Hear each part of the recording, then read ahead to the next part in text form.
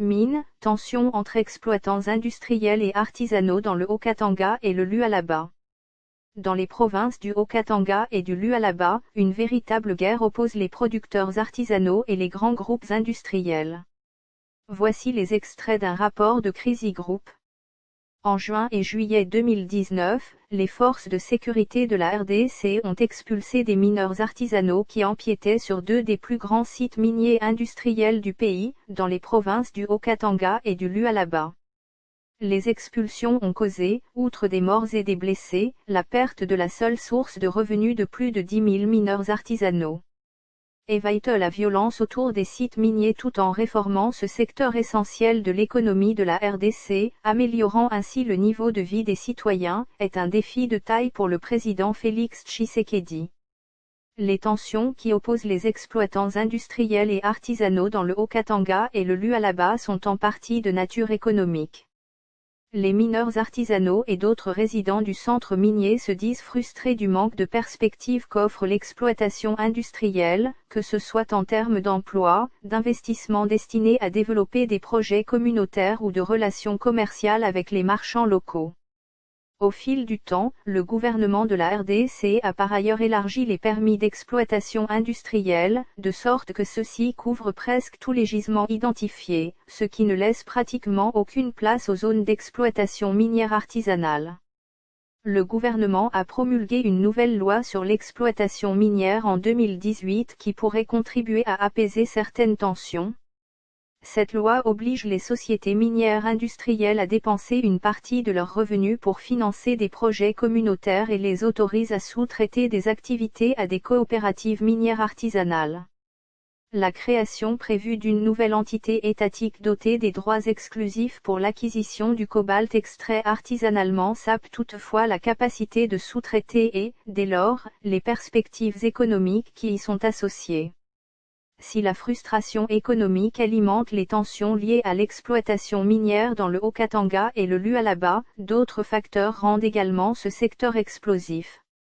L'exploitation minière artisanale attire des travailleurs originaires d'autres provinces de la RDC, ce qui renforce le mythe selon lequel des migrants, en particulier en provenance de la province toute proche du Kasaï, volent la richesse minérale de la région du Katanga. Par le passé, ce nationalisme katangais et les sentiments anti-kasaïens ont déjà mené à des violences. Ces tensions renvoient à la coalition au pouvoir que Tshisekedi, dont la famille est originaire du Kasaï, a formée avec Joseph Kabila, son prédécesseur, dont l'appui politique se trouvait au Katanga. Les dissensions internes à la coalition résonnent surtout vivement dans le Haut-Katanga et le Lualaba. Les mineurs artisanaux se sont souvent montrés particulièrement contrariés lorsque les gisements de sites industriels étaient aussi attrayants qu'inaccessibles. Des études de cas portant sur 3 sites miniers de ces provinces, dont 2 ont connu des violences, mettent en évidence des facteurs locaux qui peuvent exacerber les mauvaises relations entre les activités minières artisanales et industrielles, et présentent des pistes pour contribuer à une désescalade. Elles indiquent que les mineurs artisanaux se sont souvent montrés particulièrement contrariés lorsque les gisements de sites industriels étaient aussi attrayants qu'inaccessibles. Les efforts déployés par les responsables politiques locaux pour manipuler les mineurs en vue de promouvoir leurs intérêts propres, parfois au risque de provoquer une confrontation, ont également fortement concouru à attiser une violence latente. Le gouvernement de la RDC devrait aider les mineurs artisanaux à gagner leur vie en créant de nouvelles zones d'exploitation minière artisanale.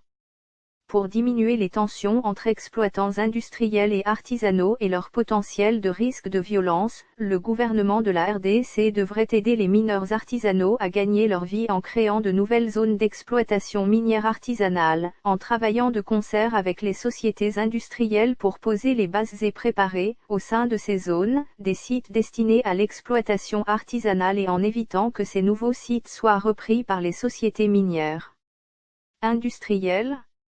Le gouvernement devrait également protéger le droit des sociétés industrielles de sous-traiter à des coopératives artisanales en retirant ces arrangements du décret qui charge une entité gouvernementale nouvellement créée, mais pas encore sur pied, d'acheter tout le cobalt extrait artisanalement. De leur côté, les sociétés minières devraient faire appel à des mineurs artisanaux pour exploiter les gisements qui ne leur sont pas rentables, sous réserve que les mineurs artisanaux respectent les normes de base en matière de sécurité, de travail et d'environnement, et observent les dispositions énoncées dans la version nouvellement promulguée de la loi sur l'exploitation minière, qui oblige les sociétés minières à contribuer directement au développement local à hauteur d'un pourcentage défini de leurs recettes. Les organisations qui établissent les normes de diligence requises en matière d'exploitation minière ont également un rôle à jouer.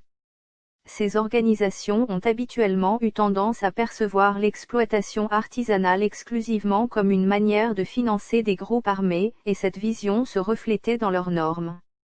Récemment, elles ont reconnu le potentiel de ce type d'exploitation comme source de revenus.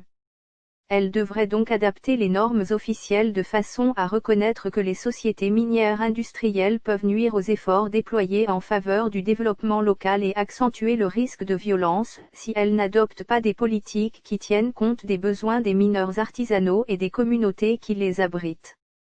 Il ne sera pas aisé pour le président Tshisekedi de réaliser des avancées sur la question épineuse de l'exploitation minière artisanale.